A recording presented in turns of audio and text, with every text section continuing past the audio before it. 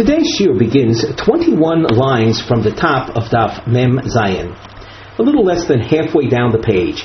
On the side of the Gemara, namely in the margin, we have a nosei, a topic heading, where we have written the following: Ne'emonus av al beno, the trustworthiness or the believability of a father regarding information that he tells us about his son. And this has application to the realm of gerus, conversion, bechor, firstborn. Firstborn receives in an inheritance twice the portion of any one other brother. Mamzerus, illegitimacy, and ben gerusha, to establish that if he's a kohen, the son is the product of the father's union with a grusha, which is forbidden to a kohen, and the son would therefore be considered a cholol, basically a non-kohen. So does a father have believability in these areas? Tanu Rabbanan. Maybe we should just point out that in general, when it comes to rules of testimony, relatives cannot testify for one another. Here we're not dealing in strict testimonial terms, but in some ways it touches upon that topic of, can we trust the information from the one who is sharing it with us? The Gemara begins with a Tanaic source, Tanu Rabbanan, Ushvatetem tzedek bein ish uvein achiv uvein gero. That's a pasuk, and Mikan Omer Rabbi Yehuda Gershin is Gair. From here, Rabbi Yehuda concludes. See, in this pasuk you see the term mishpat or ushvatetem. Shvita or mishpat has to do with courts, and the minimum number of judges in a court is 3. So Rabbi Yehuda sees from this pasuk, from the fact that a gero is mentioned, gershin is gayer, the based in harei ze ger. If a ger converts in the presence of a court, a presence of 3, then his conversion takes hold. Beino levein atzmo eino ger. If he does so by himself in private, so it does not take hold. Ma'aseh be'echad sheba lifnei Rabbi Yehuda. There was an incident where someone came to Rabbi Yehuda v'amar lo nisgayarti beini levein atzmi, and he announces, I converted in private. Amar le Rabbi Yehuda. Rabbi Yehuda asks, Yesh lecha edim? Do you have witnesses? Amar le lav. No, I don't have witnesses. Yesh lecha banim? Do you have children? Amar le hein. Yes, I have children. Amar le ne'emon ato lifsol es asmecha. You are accepted regarding yourself, meaning to render yourself unfit. Ve'i ato ne'emon lifsol es banecha. But you are not believed regarding your children. Information in this source will become clearer as we go on in the Gemara. The Gemara asks, Umi Omar Rabbi Yehuda Abonim Lo Mehema. Note that this is a long question. Is it really so that Rabbi Yehuda says that a man is not believed regarding his children? V'hotanya. We have another source, and the pasuk that's quoted is from Dvarim Perek Chof Aleph Pasuk Yud Zayin. On the side, you can see we have written the pasuk, as we said, Dvarim Perek Chof Aleph Pasuk Yud Zayin, Ki es habchor ben hasnua yakir lo seis lo pi shnayim b'chol asher imotzei lo. This pasuk has to do with a person who, when he dies, leaves over his property to be inherited, and he has several wives, children from the different wives. The man's firstborn is to receive a double portion. The source now says Yakirenu la'acherim. The father can point out to others who his firstborn is. Mikan Rabbi Yehuda, based on this, Rabbi Yehuda says Ne'emon Odom Lomar Zeh B'ni B'chor. A person is believed, the father is believed to say, this is my firstborn. And with that information, we know eventually he will get a double portion. Ukshem sheneman lomar zeh b'ni b'chor, and just like a father is believed to say, this is my firstborn, kach ne'emon lomar, he is also believed, b'ni zeh ben grushahu, or ben chalutzahu. This boy is the son of a divorcee that I married. So that, or a ben chalutza, the son of a woman that had received chalitza, 2 kinds of women that are prohibited to the kahuna. V'chachomim oimrim eino ne'emon. The Chachamim disagree, but right now we are focusing on the opinion of Rabbi Yehuda. So the question is asked. Before, in the earlier source, we saw Reb Yehuda saying, regarding yourself, you're believed. Regarding your son, you're not believed. And here in this source, we see that a father is believed in the revelation of information regarding his son. We have here two approaches. Omer of Nachman bar Yitzchak, Hochi ko Omar lei. Thusly, Rabbi Yehuda was saying to the ger that came to him, Lidvarecha oived koichavim atah. According to what you're telling me, namely that you converted without a court, and you don't even have witnesses, so you are still a Gentile. V'ein edus le'oived koichavim. And as far as laws of testimony are concerned, idol worshippers are not a source of testimony. And Rashi says, since your sons were known as kosher, you were living in this neighborhood, we've seen your sons developing as regular Jews, so we will assume they were Jewish. They have a cheskas kashrus. You are not believed to say testimony to undo their status. And we can emphasize once again, you're not believed to undo their status because according to you, you are saying that you are not capable of saying testimony. Ravina Omar, Hochi Kormale. Ravina, a second approach to explain the Tano Rebbe Yehuda. Yesh lecha bonim, do you have sons? Hein, yes. Yesh lecha b'nei bonim, do you have grandsons? Hein, yes. Omar lei. So Rabbi Yehuda told the ger, the convert, Ne'emon ato lifsol bonecha, v'ato ne'emon lifsol b'nei bonecha. You're believed to undo the kashrus of your son, to render your son pasul, unfit, non-Jewish, and that is based on yakir. However, you're not believed regarding the next generation. Tanya nami hochi. We have a Tanaic source like Ravina. Rav Yehuda Omer, Ne'emon ata loymar al benoi katan, v'ein ne'emon al benoi gadol. This source is a bit obscure. The Omar Rav Chia bar Abba Rav Yochanan, now he explains the source. Lo katan mamish. When we say that a person is believed regarding his son, the small one, the young one, the minor. So the Gemara is saying it doesn't mean an actual minor. V'lo gadol mamish. Nor when it says gadol, it doesn't mean an adult child. Ella katan v'yesh lo bonim zehu gadol. If he's young. If he's a non-adult even, but he has sons, that itself is an interesting topic. Can that really exist? But let's go along with the words of the Gemara. The Gemara has a point. It's not so much focusing on the son, but on his sons.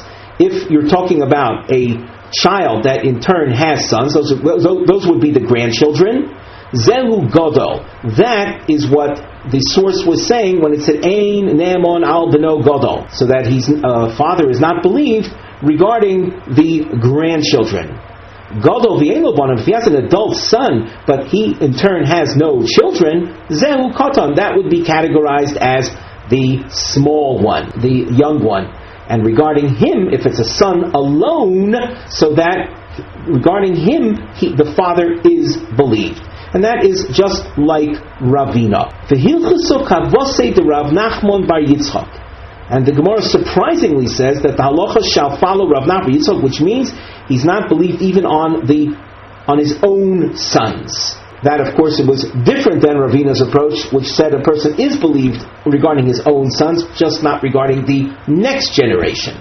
The Gemara asks, how can the Gemara rule like Rav Nachman bar Yitzchak the Ravina? We just had a Tanaic source supporting Ravina, giving Ravina's point of view greater strength.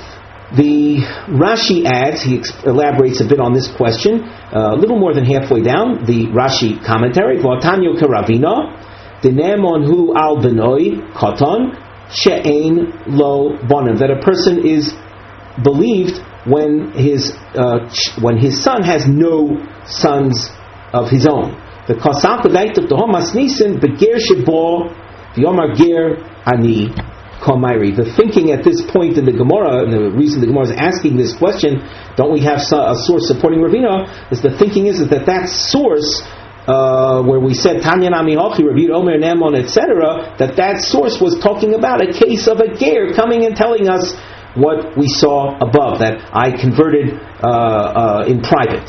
The Gemara says the source is reliable, but it's not talking about our situation. Hahu le'inyan yakir itmar. When we say that a person is believed al beno, etc., that's referring to the laws of inheritance. And we take a look at Rashi, le'inyan yakir, tanyo ahi masnisin the yakir koi. The Tanaic source that we were citing before as if it's supporting Ravina was a comment on the source that dealt with yakir, the laws of inheritance. Just like a father is believed to say, this is my firstborn, so too he's believed to say that this son is the child of a divorcee that I had with her. The Allah Kotoni, and regarding that, the Tanaic source continues telling us,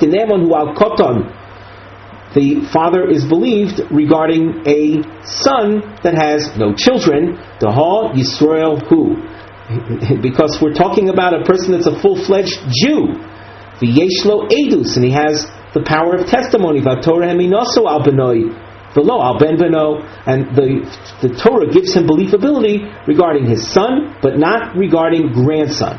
So that all of the Tanaic information that we were seeing was dealing with, starting with the source Yakir and the second source, Rabbi Omer Nemon, etc., that was talking about laws of inheritance or laws of Ben Gerusha, which were dealing with the testimony of a full-fledged Jew. Avol Gabi Ger, but with regard to a convert, Afilu Abenoi Loi Nehemon, when he tells us information that would alter the chazaka, the status of his son, he would not be believed. The ein edus li'oived kechavan. There is no testimony or believability granted to idol worshippers. So as a result of this, we can paskin like we do paskin like Rav Nachman. In words, the Gemara's maskon is like Rav Nachman bar Yitzchak. That when a person tells us that he converted in private, so he's basically saying that he is a Gentile, but at the same time we knew his children we were familiar with his children as full-fledged Jews. So we say that you can render yourself unfit, but you can't alter the status of your children.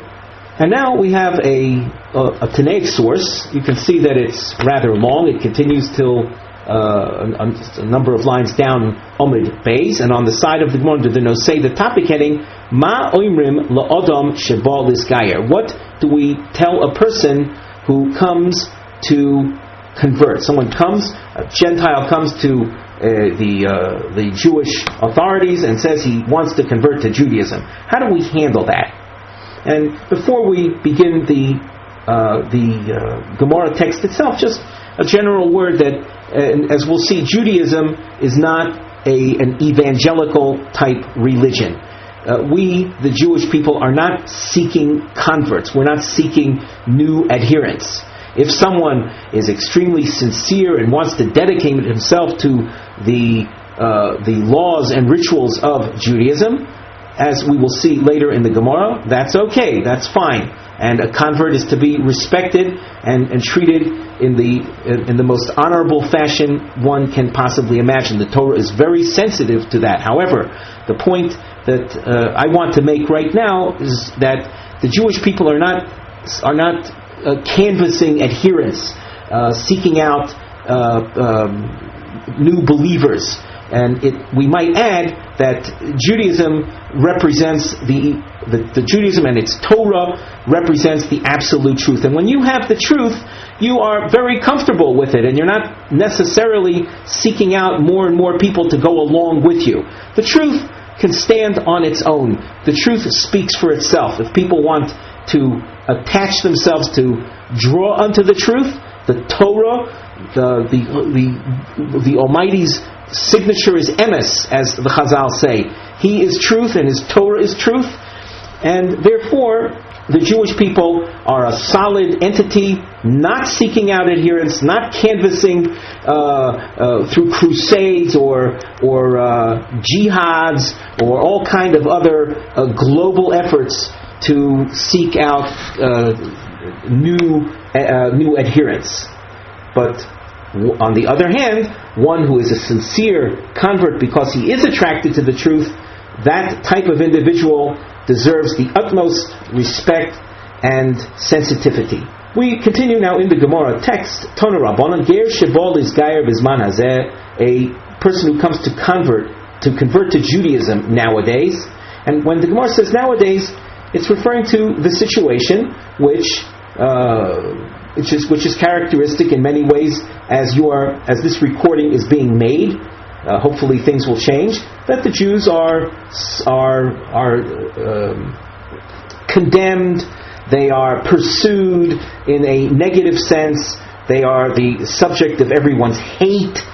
That's what we mean when we say Bizman Hazeh. So someone who comes to convert to Judaism nowadays, Omrim Lo, we say to him, Ma rois shebosol is guy. What is it that you see fit to want to convert? Yato Yodea, do you not know Shisrael Bizman Hazeh, that the Jewish people nowadays, now the Gemara goes through a number of adjectives describing the Jewish people's state.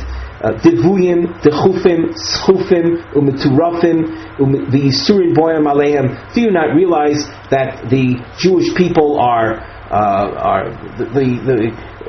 downcast, shoved away, they are lowly, they are torn apart, they are the victims, they are the receivers of many troubles. Don't you know all of that? Im Omer, if the candidate comes and says, Yodea ani v'eini kedai, a statement of extreme humility. Yes, he says, I know all of this, and he says, I'm not even fit to be a part of the Jewish people. It's such a great privilege. Who says that I'm even worthy of it? So if someone speaks like that, mekablin oisoi miyad, we will accept him immediately. Now that's a literal translation. We have to see more about this topic as we go on. And for those of you who are first-time Gemara markings Daf Yomi listeners, we mention on a regular basis a disclaimer that when we learn a Daf Gemara, one is not to come to any practical, legal, halachic conclusions. The Gemara is the basis of halacha, but in order to see how halacha is actually carried out, you have to research the books, the sforim, the sources, the rabbis, the authorities that deal with practical halacha. And why am I making that comment right now? Because the Gemara just said, if the person says, I want to join the ranks and if I should only be worthy of it, we accept him immediately. That term immediately needs much more clarification. But as far as we are concerned, that's a sign of someone who is certainly a worthy candidate. Umodian oisoi mitzvahs kalas and mitzvahs chamuras, and we inform him of some of the lighter mitzvahs and some of the weightier mitzvahs. The Torah itself is vast. It contains 613 mitzvahs, and each mitzvah, many volumes, and can be written regarding each one. And here we're dealing with someone who's simply coming and being introduced to Judaism. So how much can you really communicate, give over to him at that point? So we tell him about some of the lighter mitzvahs, some of the heavier mitzvahs. And we describe to him the sin involved in not leaving these different kind of tithes for the poor. There are 4 tithes mentioned that are left from one's crops. One must leave them for the poor. Leket, shikha, upeah, and meiser ani. And we should point out that this source will be explained, as Rashi says. All of the details of this source will be the subject of the Gemara's discussion later. And we inform him of the penalty in not observing the mitzvahs. Omrim lo, we tell him, Heve Yodea, you should know, until you've come to this measure. In other words, until you've come to Judaism, well, as long as you were a Gentile, if you ate chalev is a part of the animal that is sometimes translated as the forbidden fats. It's different membranes and fatty portions of the animal that we know, based on tradition, that they must be removed from the flesh. If one eats that as a Jew, he is guilty of the severe penalty of correlate. A Gentile is allowed to eat that. Chilalta Shabbos, yata onush schila. If you, as a Gentile, violate Shabbos, you do malachas on Shabbos, so you are not subject to stoning. A Jew is. The achshav, and now becoming a Jew, achalta chelev onush koreis. Eating chelev results in the punishment of koreis. Chilalta Shabbos onush schila. Violation of Shabbos results in stoning. So, are you sure about this decision? Do you really want to get into such a strict set of laws that carry with it such severe penalties? And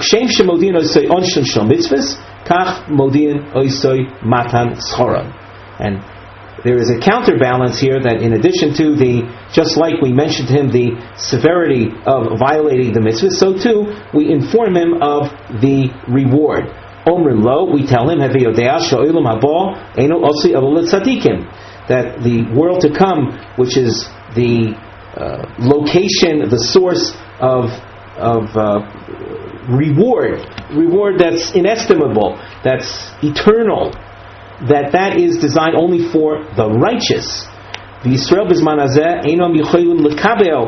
Jews nowadays cannot receive lo roiv tova v'lo roiv puranus, too much good or too much punishment. We aren't able to handle that. V'ein marbin olav, v'ein medaktikin olav. Rashi on the second line from the top says v'ein marbin olav dvorim la'ayem olav sheyifrosh. After we say these things, we don't add to these things. We don't try to push him away entirely, to impose upon him an inordinate amount of fear, and we're not too medaktikin, too particular with him in details. Kibel, if after hearing all of this he accepts, malin oisoi miyad, he is to be circumcised, of course when you're dealing with a male Gentile, circumcised immediately. If there are strips of skin on the male organ that are binding, in other words, they're binding in the mitzvah, meaning that if the foreskin is not totally removed, and there's strips that prevent that, without whose removal the mitzvah is not fulfilled. So if remains, nishtair means there remains tzitzin, strips of skin, hama'akfin es hamila, without whose removal the circumcision is not considered kosher. Choizrin umalin oisoi shnia. We go back and see to it that those strips of skin are removed from the male organ. Nisrape, when the wound heals, mapilin oisoi miyad. He is then immersed in the mikveh, but it's only after the wound heals. Ushnei talmidei chachamim oindim al gabov, and when he is immersing in the mikveh, two scholars are present there. Umodiin oisoi miktzas mitzvos kalos umiktzas mitzvos chamuros. And at the moment of immersion, again, he's informed of some of the lighter mitzvahs and some of the weightier mitzvahs. Toval the Olah Harei Hu Yisrael L'chol Dvarav. Upon his immersion and arising from the mikveh, he is a Jew regarding all matters, a full-fledged Jew. Isha, with regard to a woman, so of course there's no circumcision to speak of, but there is immersion. And we have the need for the witnesses. And here you have an issue of modesty that is absolutely necessary. So, Noshim Moshivos Oisa B'mayim Ad Savora. Women see to it that the Gentile woman enters the ritual pool, the mikveh, till her neck, and now the men come in, so nothing of her is exposed. Ushnei Talmidei Chachamim Oindim Lo Mibachutz, and two scholars stand at the outside. Umodin oisa mitzvahs mitzvahs kalos and mitzvahs mitzvahs chamuros, and they inform her of the lighter mitzvahs and the weightier mitzvahs. Echad ger v'echad eved mishuchar. the laws that we've said now, as far as these matters are concerned, apply to conversion and apply to a slave who is leaving his enslavement and becoming a free man. Meshuchar is freedom, but free man in the context of an Eved means he becomes a full-fledged Jew. Uvemokim shenida toiveles, in the type of ritual pool, the type of mikveh that is fit for a menstruant woman to immerse herself in, which happens to be that pool that contains 40 saw. 40 saw is a measure of water, a minimum measure of water. That is the same, that type of pool, that type of mikveh, sham ger ve'eved meshuchar tovlin. There, the eved and it means the slave, the ger is the convert, and the slave that is leaving his enslavement, they also immerse.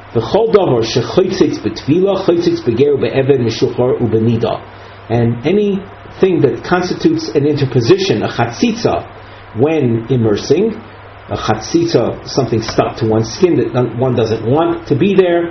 So anything that constitutes a chatzitza in standard tevilah immersions that are done for purification is also a problem, presents a problem, and must be removed before the immersion in the case of the immersion of gerus, of conversion, and the eved meshuchar, and the nida.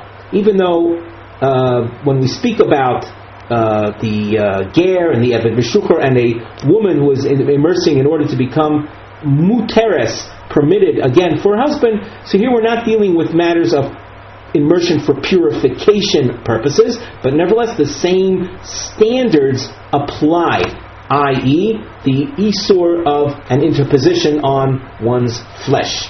Omar Mor. Now we start explaining points that were mentioned in the source. So here's a quote from the source. We have a little star to the immediate left-hand side of the Gemara text. You can see where this quote comes from. Ger shebol is gayer, convert, a Gentile who comes to convert. Omrim lo maro isa shebosel is gayer. What is it that you saw fit that motivates you to want to convert? Umodim no so mitzvahs kalos umiktsas mitzvahs chamuros. And we then inform him of some of the lighter mitzvahs and some of the weightier mitzvahs. My time, what is the necessity of all of this? De'i parish nifrosh. If he should decide to depart, to decide not to convert, so let it be like that. That won't bother us. The Omer of Bichelvo, Koshim Gerim Yisrael Kesapachas. Converts are to the Jewish people a difficulty. They present a challenge like a sapachas. Now, the word sapachas has to do with the laws of tsoras. It's a little hard to translate it, but it has to do with a type of skin discoloration. If you want to imagine some type of skin, as they say, discoloration or deformity or scabbing, it's something that's uncomfortable, we'll say. And the use of the word sapachas is found in the pasuk quoted now in the Gemara, Dechtiv, v'nilve hager aleim v'nispechu al beis Yaakov. Now here the word nispechu means they become attached to the house of Jacob. The ger, the convert, becomes attached to the house of Jacob. Now you might be wondering, what in the world does the Gemara mean when it says that gerim are difficult for the Jewish people? In order to answer that question, you can look in the commentaries. There are many different opinions as to what is meant by this difficulty. Particularly the Tosfos presents a number of different commentaries. The Rashi, he presents a fewer amount of reasons, a lesser amount of reasons, and we can look in the Rashi immediately. Loshem sapachas. The posuk that said nispechu is a loshem sapachas, and as I said before, the word sapachas is in the context of tsoras, where the posuk talks about a baheres and its sapachas. And what's the problem? One possibility is that even after a person converts, he still retains some of his old ways, his old practices, and Jews might learn from him. Or people might come to rely on them regarding matters of that which is forbidden, that which is allowed, and they, and certainly in their initial stages of conversion, are not educated, they're not well informed. There are numerous other reasons for this expression, but we will just leave that for you to research further. But as we said earlier, we are not seeking out converts. Once a person does convert and he's very sincere, of course, as we said before, he's supposed to be treated with the utmost honor and sensitivity. The Brisa, the Tanaic source, highlighted this particular area of halacha. It mentioned already mitzvahs kalas, mitzvahs chaburas, but with regard to this, it became very specific and said we tell the convert specifically about the sin involving one who does not leave the proper tithes for the poor. My taima, why is this specified? Amr B'chia Barav, Amr Yehonasan Ben Noach Nerag al Pochos Mishave Pruta.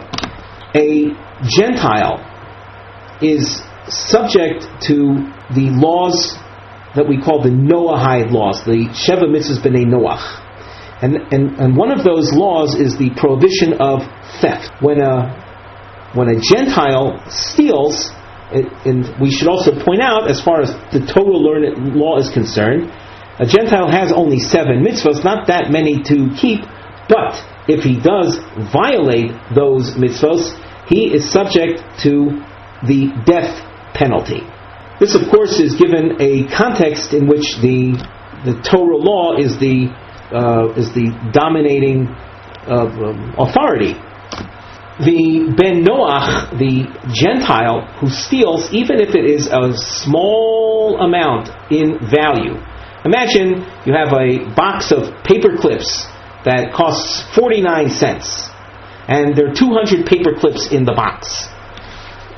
An individual paper clip is going to be worth, under those, according to that example, less than the smallest size coin, which the Gemara refers to as Pochos Mishave Pruta.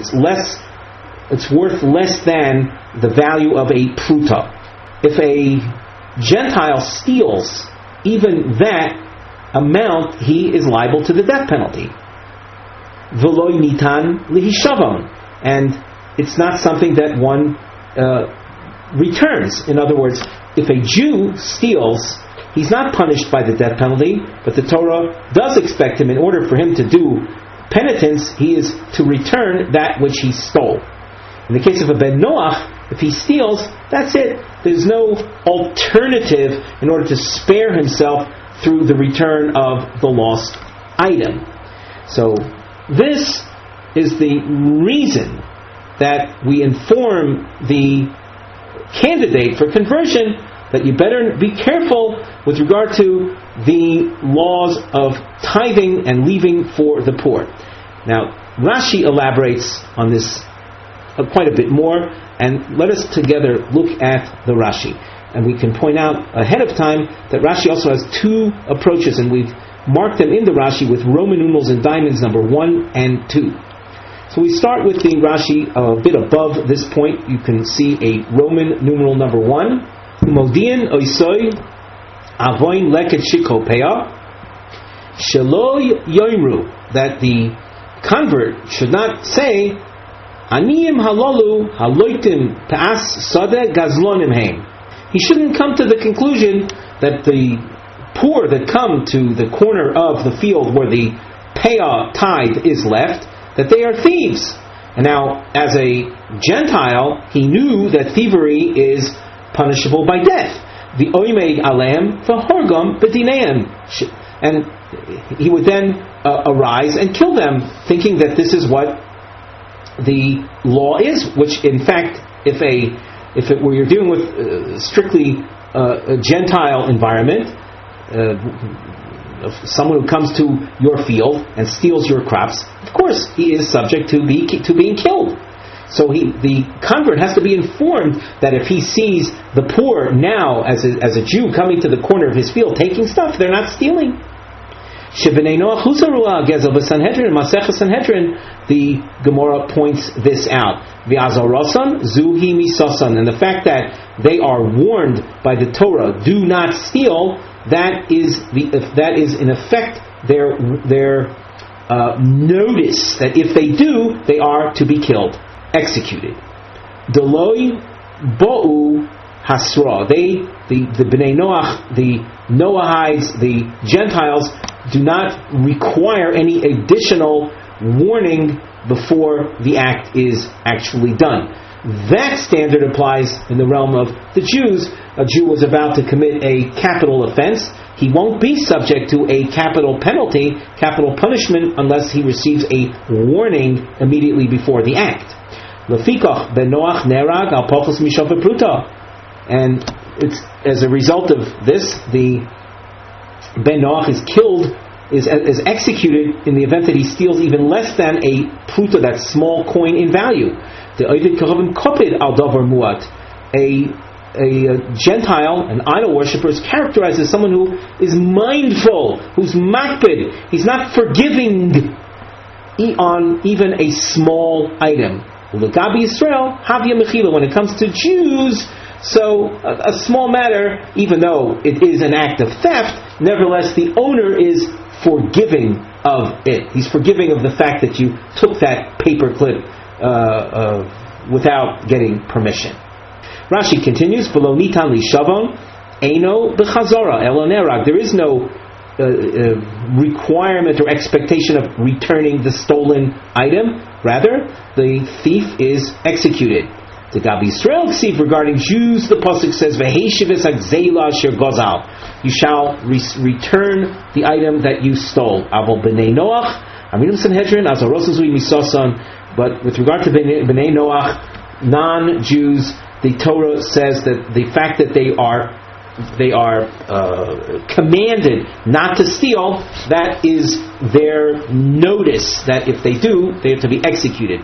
The Kavan Sha'avar al Achas Mizayim Mitzvahs Nerag, and once a non-Jew violates one of the 7 mitzvahs that he is commanded, he is liable to execution. Lishna Achrina, another version.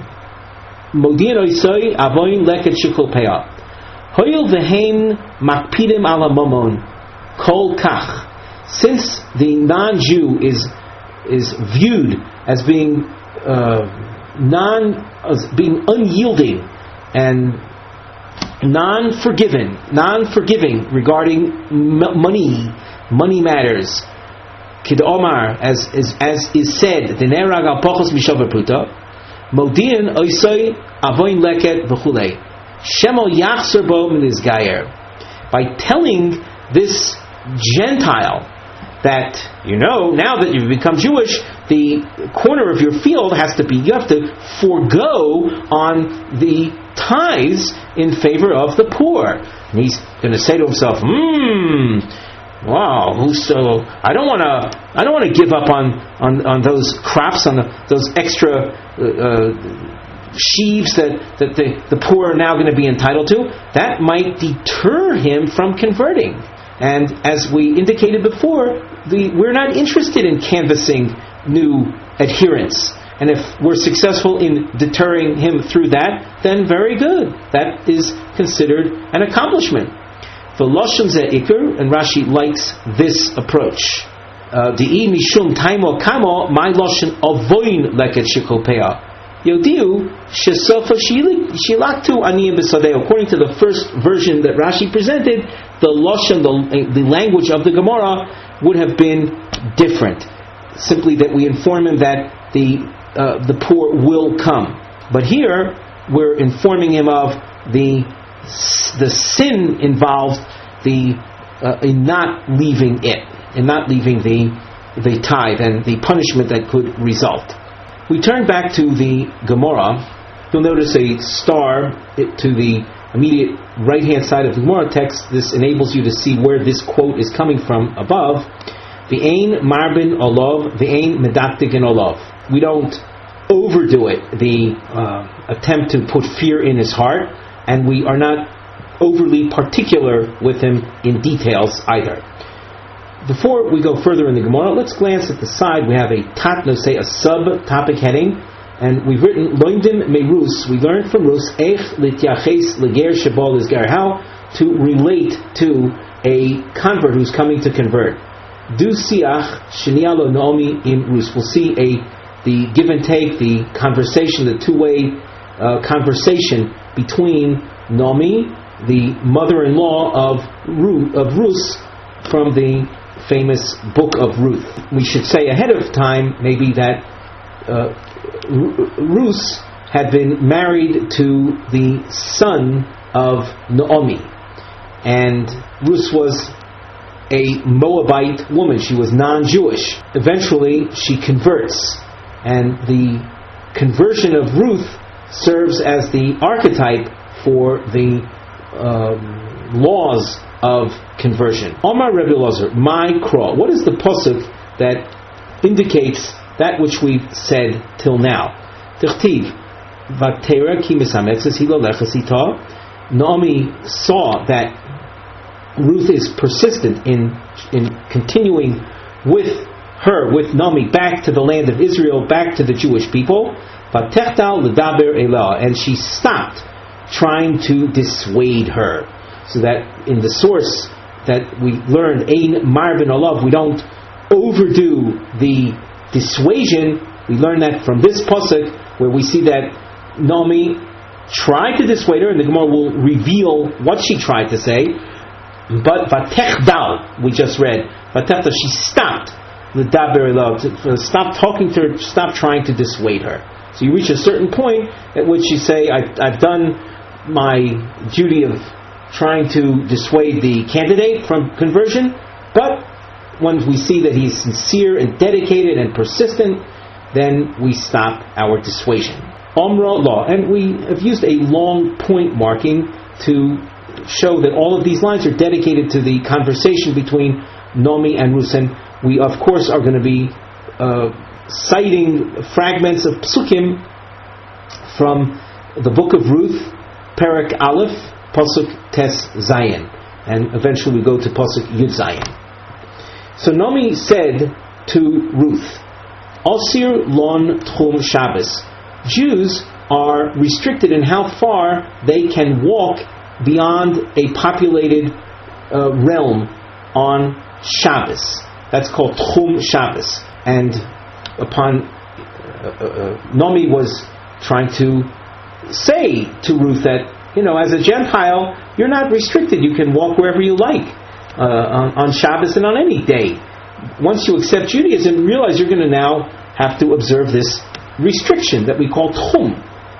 So Ruth says back, Ba'asher teilchi elech. Where you go, I go. And obviously where you can't go, I can't go. In other words, your walking realm on Shabbos is my walking realm on Shabbos. So Ruth says, Asir lon yichud. You should realize that a married woman and a man cannot be alone in isolation together. The laws of yichud are nowadays quite extensive. They include many different combinations of an individual woman with an individual man other than actual husband and wife.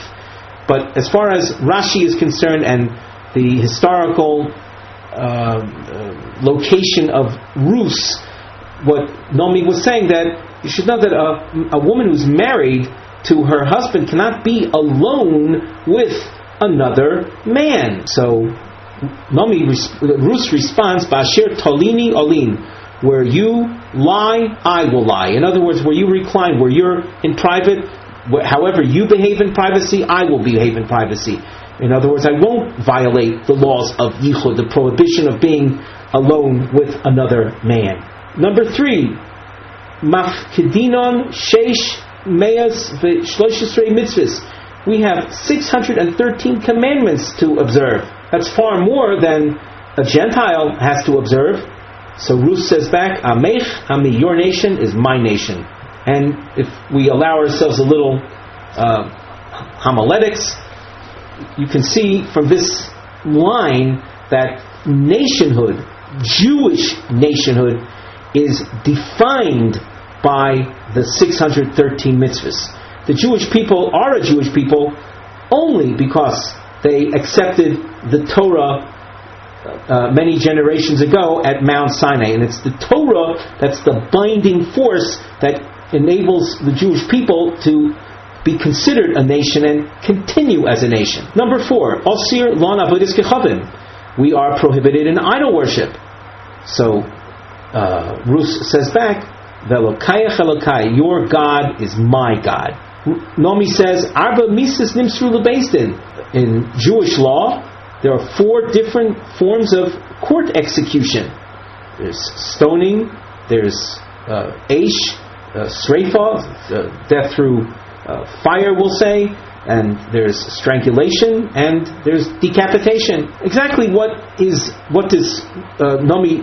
she trying to accomplish with this piece of information? That needs really to be researched further.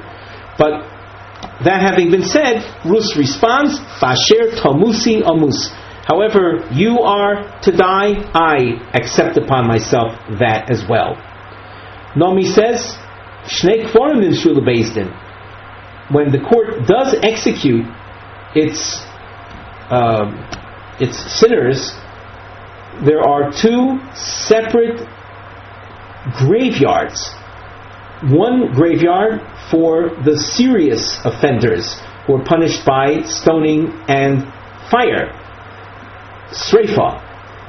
Technically speaking, it's drinking of molten lead, but it's referred to by the term Sreifa. And a second graveyard for those that have been punished by the lesser severe forms of punishment, namely strangulation and decapitation. So Nomi was informing her of informing Ruth of this, that we make a distinction between the different types of people executed. So Ruth says back, acknowledges this, V'sham ekover, and there I will be buried.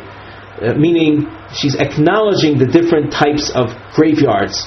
Miyad, and immediately Nomi noticed, but Teira ki misamesesi, and this is a throwback to the pasuk that we cited above, pasuk Yudches. Nomi, after attempting to dissuade Ruth with what she said, she saw that Ruth was misametzes. She was straining. She was persistent in her desire to to cling unto the Jewish people, and Naomi stopped her attempts of dissuasion. Kibel malin oisoi miyad. We saw that once the ger, the candidate for conversion, accepts all of this, we then circumcise him. And the source said we circumcise him immediately. My taima. Why this immediacy? Shuye mitzvah lo mashinan. Delaying a mitzvah after all is said and done. This is now a mitzvah. We have a mitzvah to accept this kind of convert, and we don't delay it any further. So we don't, and that's what this phrase means. The delay of mitzvahs we do not delay. Here the Gemara relates to the laws of the actual circumcision, the removal of the foreskin. The source had told us that if these strips of skin that are essential for the circumcision remain, you have to circumcise him, you have to remove them, namely a second circumcision, so to speak.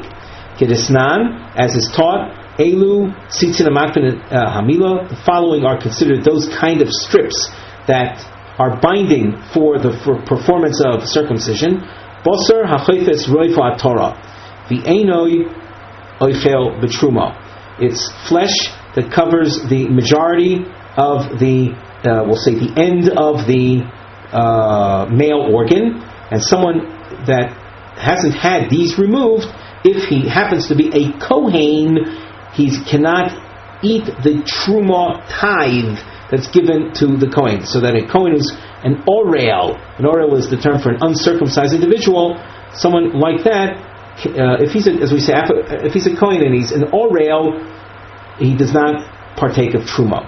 The Omer of Yirmiyah bar Abba Amarav Boser HaChayfa Roiv Goiva Shalatorah. And when we speak about the flesh that remains on the organ, and we say the majority, the rove it still has it on it, don't think that it's a reference to the majority of the circumference, but even if it's the majority of the length, the govam literally is the height of that strip of the organ, that is. So that if there's a thin strip of flesh, but it's left extending, we'll say, to the majority of the height of the top of the organ, that is a problem, and it must be removed. Nisrape Mabilu Noisei Miyad. The source had told us that when the wound heals, we then immerse him in the mikveh. Nisrape in lo, nisrape lo. Only if the wound is healed do we immerse him, but if it's not healed, we don't immerse him. My taimo. Why is that? What's the problem that the mikveh poses to an unhealed wound? Mishum de maya marzu maka. Water irritates a wound, so that the wound first has to heal, and then we can subject him to the immersion in the water. Ushnei talmidei chachamim omdim al gabov. The source indicated that there have to be two scholars that are there when the immersion takes place. The Omer of Chia, Omer of Yochanan, Ger Tzorach Shlosha. But is it not so that Reb Chia said in the name of Rabbi Yochanan that a convert requires the presence of three? The Gemara says, Ha'omar Rabbi Yochanan latana tani shlosha. In fact, Rabbi Yochanan said to the one citing the Tanaic source that he has to correct it and say three must be present. Tova v'olah hareu kisrael l'chol dvarav. After immersing and arising from the mikveh, he's considered a Jew regarding all matters.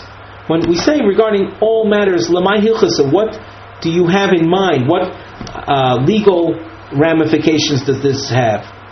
Answer: the hodar bei umekadish bas Yisrael. If this convert, he doesn't stick it out, he turns back. Hodar bei means turn back. He returns to his old ways, the ways of a non-Jew, and then is Mekadesh Bas Yisrael. Then he marries, he offers money or kiddushin to enter a marriage with a Jewish girl. Yisrael Mumar Karinabe, we call him a sinning Jew, as opposed to referring to him as a Gentile. If he were a Gentile, so the kiddushin that he offers to the Jewish woman has no significance, it has no legal import. However, if he's a Yisrael, but a sinner, a Jew that happens to be a sinner, that type of marriage takes hold. Ukidusha kiddushin. And once that type of marriage takes hold, in order to separate the couple, in order to break them apart, a get would be required, a formal document of divorce. Echad ger ve'echad eved meshukar. Kosal kadaitich lekabel olav oil mitzvahs. When the source says that the laws apply equally to a convert as well as to an enslaved individual achieving freedom, departure from slavery to freedom, the thinking at this point is that this is a reference to Kabbalas oil mitzvahs. That just like a ger has to accept the oil is the yoke of mitzvahs, meaning he has to accept upon himself a commitment to keep the Torah and its contents, its mitzvahs. So too, a slave who is immersing in order to leave his slavehood, his slavery, he must accept oil mitzvahs as well. That's the thinking. Well, if that be the case, we're going to raise a contradiction. And we should point out on the side, we have a nosei topic heading, Yishuv. Yishuv means the resolution, stira. Yishuv stira, resolution of a contradiction, be'inyan, Kabbalas, mitzvahs, b'shas, tvilas, eved, l'shem, shikur. We're going to see what appears to be a contradiction in sources regarding the slave who is immersing in order to leave his enslavement to become a Ben Chorin. A Ben Chorin is a full-fledged Jew, a free man, but he is a full-fledged Jew once he immerses. So our Mishnah, or the Tanaic source above, of course you can see we had an arrow to the immediate right-hand side of the Gemara text. You can see where it appeared in the original source by scanning up and seeing the corresponding arrow. So according to that source, an Eved Meshuchor has to do Kabbalas mitzvahs, has to accept upon himself all of the mitzvahs of the Torah. Maybe we should point out parenthetically, or not parenthetically, it might be considered germane, a standard slave is bound to keep mitzvahs as well, but not all the mitzvahs. Rather, mitzvahs as if he were a woman. As a Jewish woman has mitzvahs, a woman, though, is exempt from numerous mitzvahs. Primarily, those that that are categorized as mitzvahs, say positive commands, shazman groma, that are time-bound. An Eved, likewise, is exempt from them. So at the time of immersion, the assumption right now is that, according to the source above, he must make a full commitment to the acceptance of the oil mitzvahs, the yoke of mitzvahs. V'raminu, and we raise now a contradiction. B'amed v'mamurim beger. When is there the necessity of accepting mitzvahs? That's when you're dealing with a convert. Avo be'eved v'shukor ein tzorach l'kabel. But an eved, a slave that's immersing to achieve freedom, he doesn't have to accept at that time the mitzvahs. So we would seem to have a contradiction then in sources.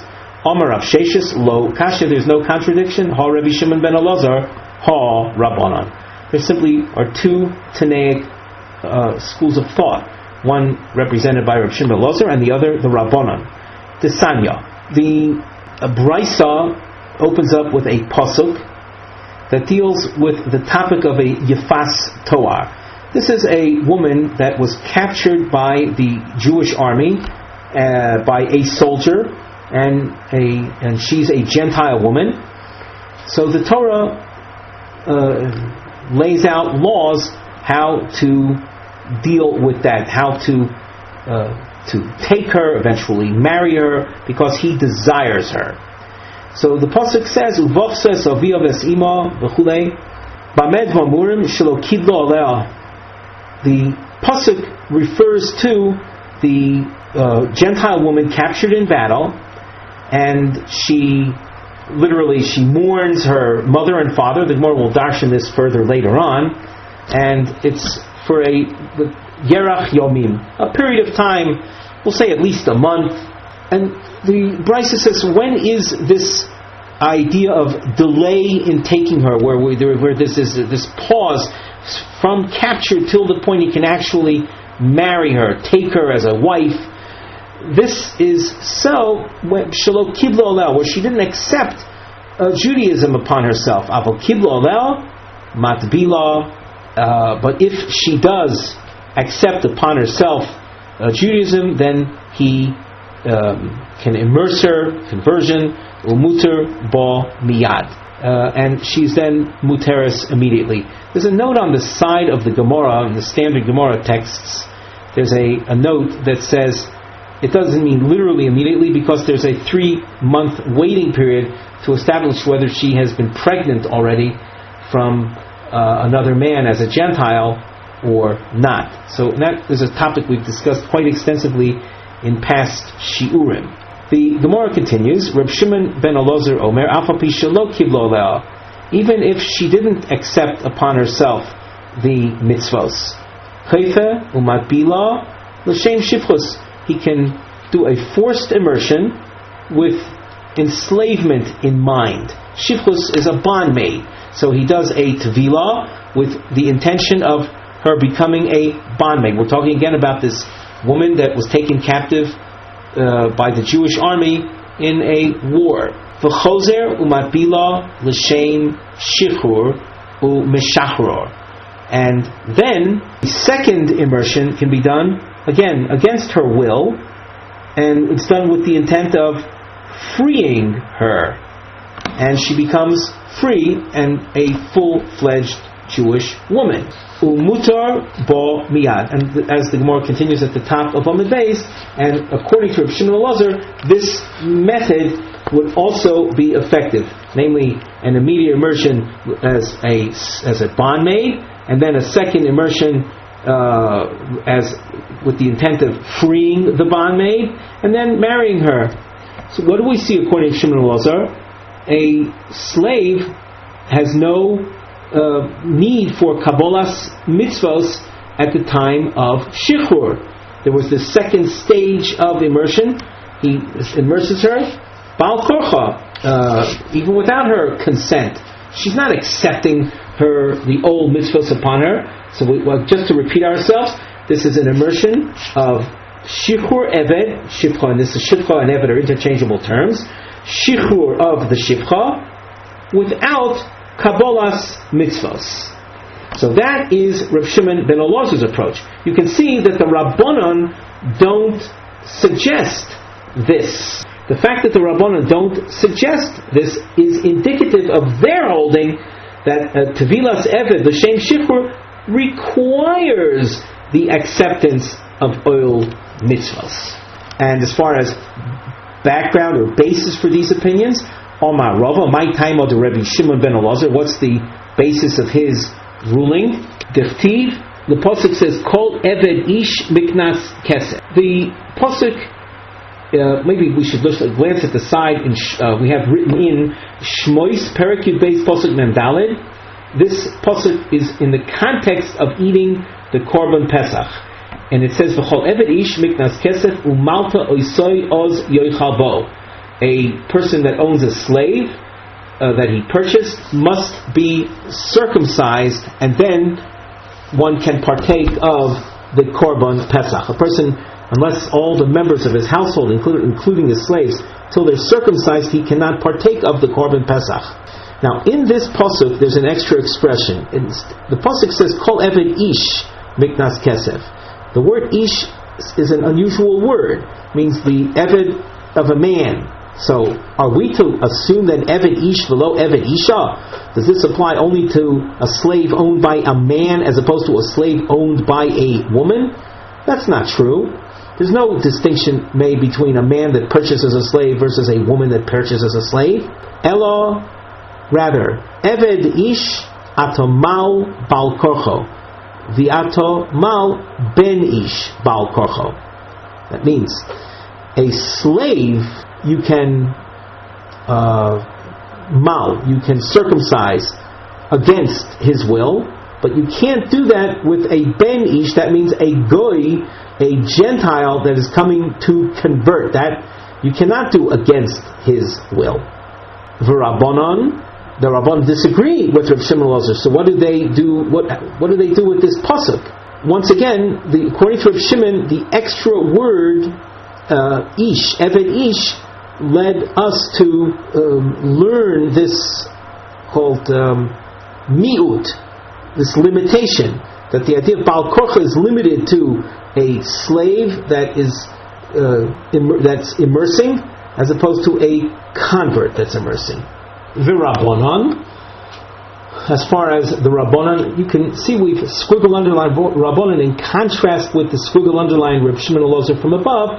The Rabbanon, they will say, Omar Ula, Keshem She'i Ata Mal Ben Ish Bal Korchoi, just like you don't circumcise a convert against his will in conversion, Kach I Ata Mal Eved Ish Bal Korcho, so too you don't circumcise the slave against his will. V'yelo ha'ksiv kol eved ish. But what about the fact that the word ish is an extra word? What did the Rabbanon do with that? The Gemara answers, Hahu miboyalei lichadish Shmuel. They need this information for Shmuel. What is Shmuel's teaching? The Yomar Shmuel hamafkir avdoi yetze lecherus. A person who declares unowned, someone who's mafkir. Mafkir means to abandon and declare unowned one's slave. The slave goes free. The Ein Sorach gets shifur, and he doesn't require a document of freedom. Shenemar kol eved ish miknas kesef. That's the pasuk, and that's the pasuk that we were darshaning before, that we were explaining before. And regarding this pasuk, again, the Gemara says, Eved ish v'lo eved isha. Does the pasuk refer only to the slaves of men and not the slaves of women? That's not so. So what does the word ish tell me? Elo eved sheyesh lo rishus l'raboy olov koroi eved. A slave whose master is above him, who's over him, that is called an eved. And therefore, to release him, he needs a get shikra. However, v'shein rishus l'rabo olav, if you have a slave that had been declared unowned, that his master abandoned him and declared him free to go, so ein korui eved. That is not referred to by the term eved, and hence the Shlita, that's what Shmuel is saying, that an eved that one was makir doesn't even require a get shichur. You'll notice that the Gemara has a long question marking. Maskif lo Rav Papa. Amor deshamas lulu rabbanon be a fast toar. It could be that the rabbanon who said that there is a need for kabbalas mitzvos, they said this only in the context of the Yefas Torah, the woman who was captured in battle, the Gentile woman. She delo shaycho b'mitzvahs. She had no connection to mitzvahs. So a woman like that, a person that had no connection to mitzvahs as a Gentile, so there has to be, at some point, there has to be the acceptance of mitzvahs. Avol eved d'shayach b'mitzvahs. But when we're dealing with a slave, and we indicated in our shir earlier that a slave is bound to mitzvahs as a regular Jewish woman is bound. Hachi nami dafilu rabbanan modu. Maybe the rabbanan here too would agree with Reb Shimon ben Elazar that you don't need to have a kabbalah. And this will be a problem, by the way, if you say that all authorities will say you don't need a Kabbalah, then we're back to square one, how to resolve the seeming contradiction between the Tanaic source above and the second source that was quoted 5 lines from the bottom of Mem Zayin Amud Beis. So at this point, the Rav Papa is suggesting, even the Rabbanan will agree that an Eved that is becoming mishuchor, there's no need for acceptance of mitzvahs. The Sanya, echad ger, the echad lokech eved mina oved kechavim, sorach lekabel. Whether you're dealing with a convert or a slave that you're purchasing from idol worshippers, so they have to accept upon themselves mitzvahs in order for their change to be accepted. Someone who buys a slave from a Jew, that slave doesn't need any further Kabbalah. When you're setting him free and he's immersing himself for freedom, he doesn't need any further Kabbalah's mitzvahs. Moni, who would say this? Reb Shimon ben Elazar, if you were to think it's that Tana that we saw earlier,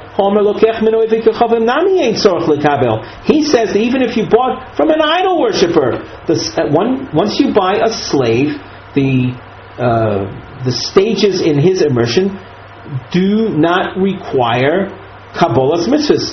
He is immersed even against his will. Elo lav, so rather this source that emphasizes, or through which we make the distinction between buying from a Gentile versus buying from a Jew, it must be the Rabbanon. Ushma mino, and we conclude from here, the lokech min oivik kechavim tzorach lekabel, aval lokech miso ein tzorach lekabel.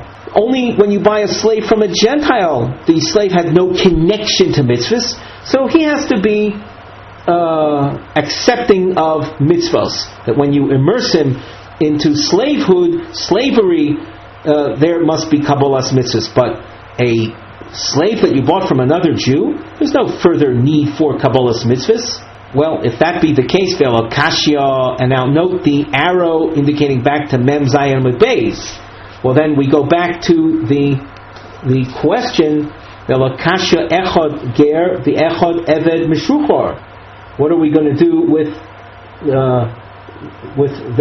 that which we saw in the original source, that no distinction is made between a ger and an eved meshuchar. But right now we are saying there is a distinction, that when it comes to a ger, a convert, there must be kabbalas mitzvahs. When it comes to eved meshuchar, there is no need for kabbalas mitzvahs. So how can that source equate the two? The Gemara says, ki tanya hahi li'inyan tevila tanya. The only equation between the two is regarding the need for immersion. They both need immersion in a mikveh. But as far as acceptance of mitzvahs, that is not a point of commonality between the ger and the eved. The ger, at the point he converts to Judaism, has to accept the yoke of mitzvahs. The slave, when he is being released from his slavery and being immersed for the purpose of freedom, there is no need for kabbalas mitzvahs. So, in terms of the superstructure of the Gemara, when dealing with the problem that was raised back on Mem Zayin Omid Beis, 5 lines from the bottom, where the Gemara said V'raminu, we saw Rav Sheshes represented approach number 1 to that particular question, and here the